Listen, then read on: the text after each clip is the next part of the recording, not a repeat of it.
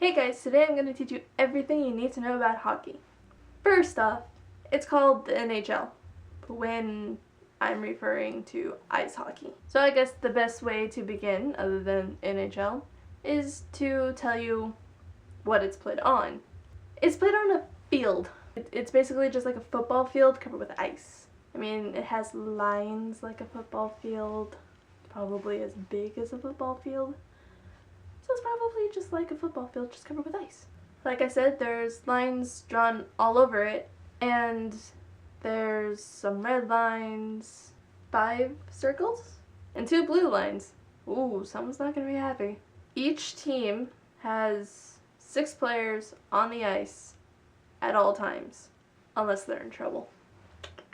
The positions of the 6 players: the goaltender, also known as the goalie, 2 defensemen, 3 forwards. I think there was something about downward dog in there, or is that wrestling? I forget.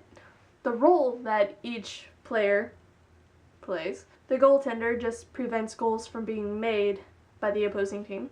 Defensemen prevent the other team from scoring.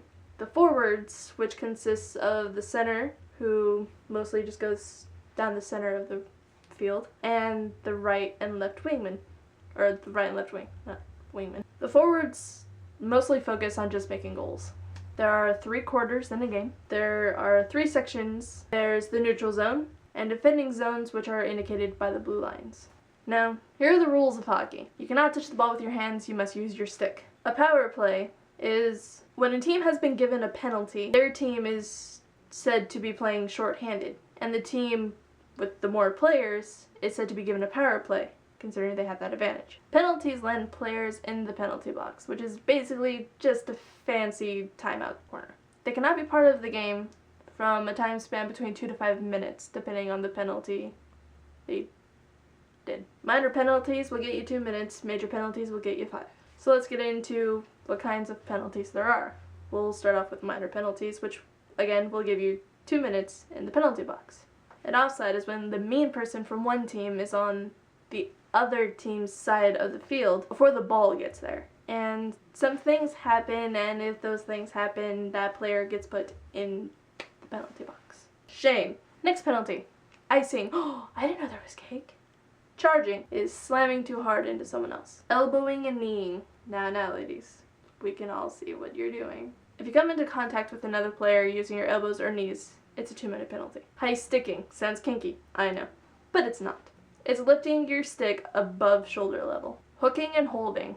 Just give them the money, ladies. Interference is blocking someone who isn't in possession of the ball. Roughing is hitting and or shoving. That's not very nice, guys. You should be ashamed of yourselves. Now we'll get into major penalties. The first one is boarding. When you check into someone.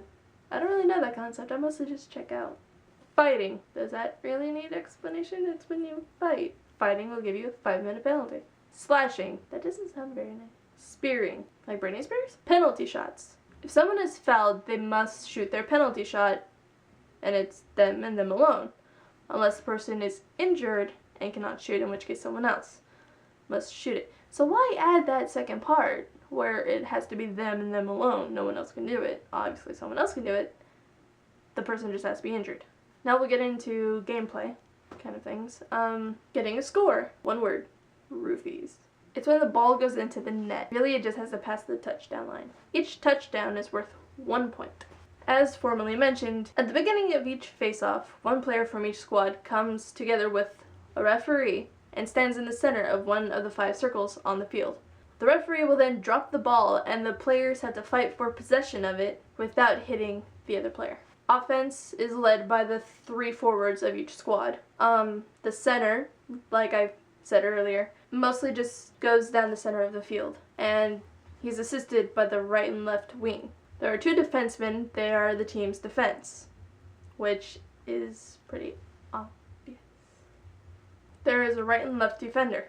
They try to keep the ball away from the goal.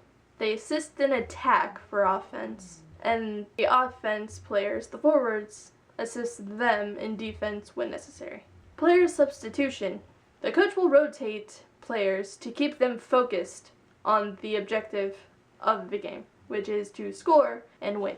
Isn't everyone looking to score? And finally, winning the game. You win the game by having the most points at the end of the last quarter. Basically, I just wanted to make this video because I know it's very stereotypical that girls don't know about sports. But as time goes on, I think it's becoming more apparent that girls do. I know a plethora, an abundance. I know quite a lot about hockey. Hockey is my favorite sport ever. And if you go up there and click on the videos, you will find a video called Suck My Duck. That is a video from when I went to a hockey game between the Anaheim Ducks and the Minnesota Wild. So if you would like to see that, by the way, spoiler alert, the Wild won. But the Ducks pulled their goalie after with 30 seconds remaining. That's enough for goals to be made. So, hope you enjoyed the video. If you did, thumb up. Fucking rape that bitch. What? It sounded like I said rape. I think I did say rape. Rape that bitch. Psst. Stay tuned for bloopers, by the way, where I yell at myself for ruining the sacredness of hockey. Yeah. Bye. Oh my god, I hate myself. What am I doing to sacred hockey? I love hockey. Can you not tell? Sun Jersey bitches. I know you're saying, dogs suck. And the players have to fight for the puck without hitting the other player. I said puck. I said puck. Fuck. Puck fuck. Fuck puck. Fuck puck duck. I need to sleep more. I need water. I hate myself for doing this. Oh my god.